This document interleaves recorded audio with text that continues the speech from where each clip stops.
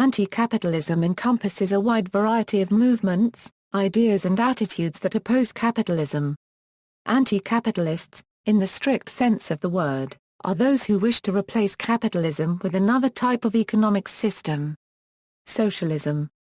Socialism advocates public or direct worker ownership and administration of the means of production and allocation of resources, and a society characterized by equal access to resources for all individuals, with an egalitarian method of compensation.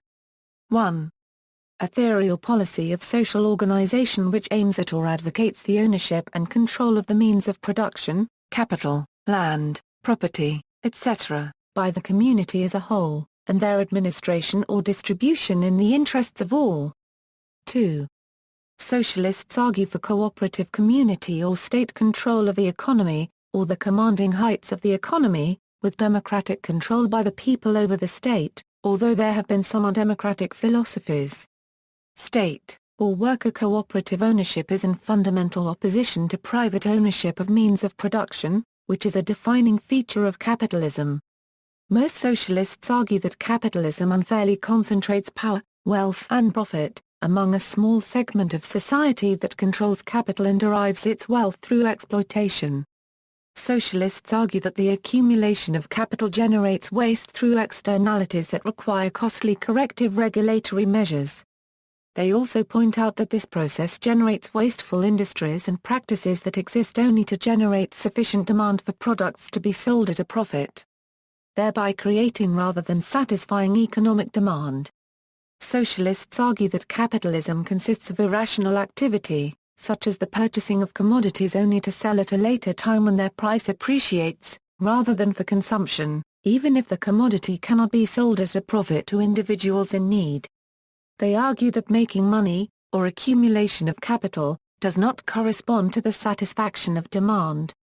Private ownership imposes constraints on planning, leading to inaccessible economic decisions that result in immoral production, unemployment and a tremendous waste of material resources during crisis of overproduction.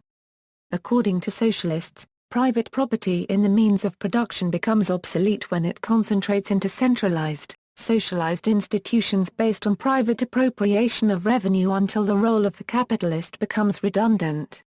With no need for capital accumulation and a class of owners, private property in the means of production is perceived as being an outdated form of economic organization that should be replaced by a free association of individuals based on public or common ownership of these socialized assets.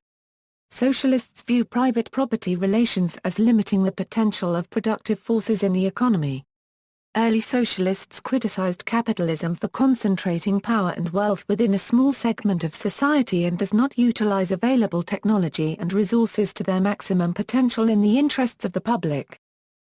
Anarchist and libertarian socialist criticisms equals. For the influential German individualist anarchist philosopher Max Stirner, private property is a spook which lives by the grace of law, and it becomes mine only by effect of the law. In other words, private property exists purely through the protection of the state, through the state's grace. Recognizing its need for state protection, Stirner is also aware that, it need not make any difference to the good citizens who protects them and their principles, whether an absolute king or a constitutional one, a republic, if only they are protected. And what is their principle, whose protector they always love? Not that of labor, rather it is interest-bearing possession.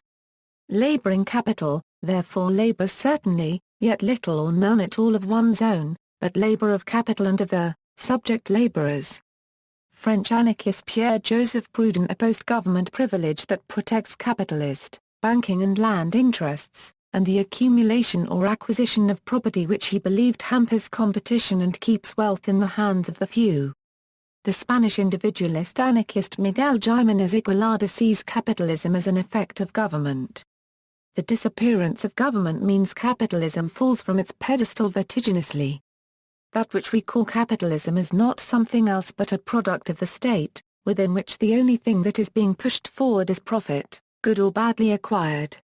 And so to fight against capitalism is a pointless task, since be it state capitalism or enterprise capitalism, as long as government exists, exploiting capital will exist. The fight, but of consciousness, is against the state. Within anarchism there emerged a critique of wage slavery which refers to a situation perceived as quasi-voluntary slavery, where a person's livelihood depends on wages, especially when the dependence is total and immediate. It is a negatively connoted term used to draw an analogy between slavery and wage labor by focusing on similarities between owning and renting a person. The term wage slavery has been used to criticize economic exploitation and social stratification, with the former seen primarily as unequal bargaining power between labor and capital, and the latter as a lack of workers' self-management, fulfilling job choices and leisure in an economy. Libertarian socialists believe if freedom is valued, then society must work towards a system in which individuals have the power to decide economic issues along with political issues. Libertarian socialists seek to replace unjustified authority with direct democracy, voluntary federation, and popular autonomy in all aspects of life, including physical communities and economic enterprises. With the advent of the Industrial Revolution, thinkers such as Proudhon and Marx elaborated the comparison between wage labor and slavery in the context of a critique of societal property not intended for active personal use. Luddites emphasized the dehumanization brought about by machines, while later Emma Goldman famously denounced wage slavery by saying, "The only difference is that you are hired slaves instead of block slaves." American anarchist Emma Goldman believed that the economic system of capitalism was incompatible with human liberty. "The only demand that property recognizes," she wrote in Anarchism and Other Essays, "is its own gluttonous appetite for greater wealth, because wealth means power. The power to subdue, to crush, to exploit, the power to enslave, to outrage, to degrade." She also argued that capitalism dehumanized workers, turning the producer into a mere particle of a machine, with less will and decision than his master of steel and iron. Noam Chomsky contends that there is little moral difference between chattel slavery and renting oneself to an owner or wage slavery. He feels that it is an attack on personal integrity that undermines individual freedom. He holds that workers should own and control their workplace.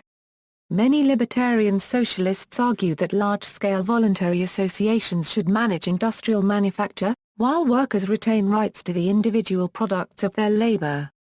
As such, they see a distinction between the concepts of private property and personal possession.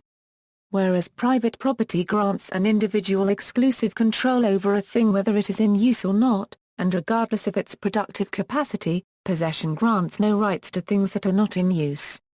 In addition to individualist anarchist Benjamin Tucker's Big Four monopolies, Carson argues that the state has also transferred wealth to the wealthy by subsidizing organizational centralization, in the form of transportation and communication subsidies. He believes that Tucker overlooked this issue due to Tucker's focus on individual market transactions, whereas Carson also focuses on organizational issues.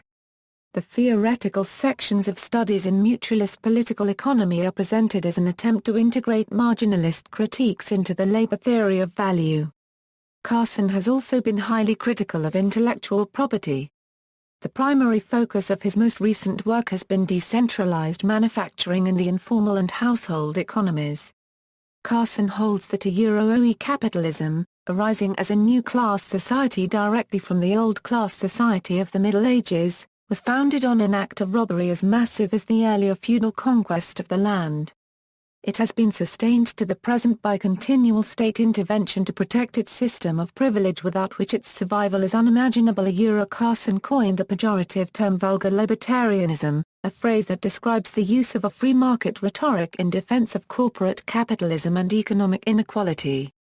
According to Carson, the term is derived from the phrase vulgar political economy, which Karl Marx described as an economic order that deliberately becomes increasingly apologetic and makes strenuous attempts to talk out of existence the ideas which contain the contradictions existing in economic life. Marxism equals. We are, in Marx's terms, an ensemble of social relations, and we live our lives at the core of the intersection of a number of unequal social relations based on hierarchically interrelated structures which, together, define the historical specificity of the capitalist modes of production and reproduction and underlay their observable manifestations. Marx believed that the capitalist bourgeois and their economists were promoting what he saw as the lie that the interests of the capitalist and those of the worker are one and the same. He believed that they did this by purporting the concept that the fastest possible growth of productive capital was best not only for the wealthy capitalists but also for the workers because it provided them with employment. See also, Almighty Dollar, Anti-corporate activism, Anti-globalization movement, The Black Book of Capitalism, Capitalism, A Love Story, Corporatocracy, Criticism of Capitalism, Degrowth, Economic Inequality, List of communist and anti-capitalist parties with parliamentary representation, Occupy Wall Street, Post-Capitalism, Reserve Army of Labor. References. Further reading, Alex Korlenikos. An Anti-Capitalist Manifesto. Polity. 2003, David McNally. Another World is Possible, Globalization and Anti-Capitalism. Arbiter Ring Publishing 2006, Ezekiel Adamovsky. Anti-Capitalism. 7 Stories Press. 2011, David E. Lowes. The Anti-Capitalist Dictionary 2006, London, Z Books, Simon Tormey. Anti-Capitalism, A Beginner's Guide. Own World Publications 2013, Anti-Capitalism, A Guide to the Movement. External links, Rough Guide to the Anti-Capitalist Movement, League for the Fifth International, Jeremy Rifkin. The Rise of Anti-Capitalism at the New York Times. March 15, 2014, Infoshop.org. Anarchists opposed to capitalism, Infoshop.org, How the Miners Were Robbed. 1907 Anti-capitalist pamphlet hosted at Economic Democracy, Sam Ashman. The Anti-Capitalist Movement and the War. International Socialist Journal 2003 Marxists Internet Archive Drive. Ladislaw Jan Kowalski. Anti-Capitalism, Modern Theory and Historical Origins, Anti-Capitalism as an Ideology and as a Movement, Liebcom.org, How is Capitalism Like a Religion? Studies in Anti-Capitalism, Capitalism Anti-Capitalism, A Survey and a View.